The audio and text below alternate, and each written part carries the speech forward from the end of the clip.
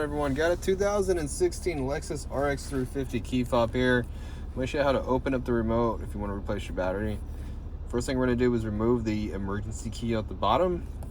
Press and hold this button down like this with your thumb, then you can just remove it.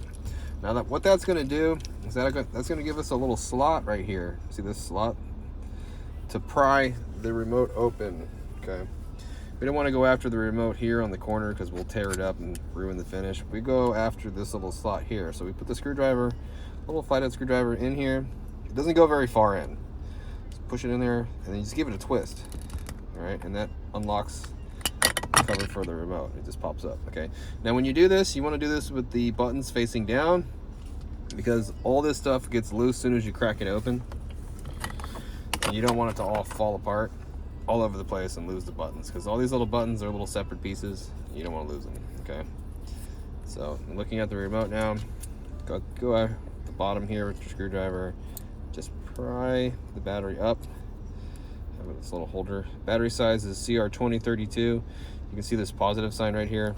When you get your new one, it's facing up towards us where we can read it. We stick the battery in the top first, like that. It has these little feet right here that hold it. Lock it back in. Okay, so if you need a new battery, I'll have a link that takes you to Amazon in the description box where you get a new battery. It makes it nice and easy for you if you need one. And then we just replace the cover, put the cover back on, start at the top and work your way down, lock it in.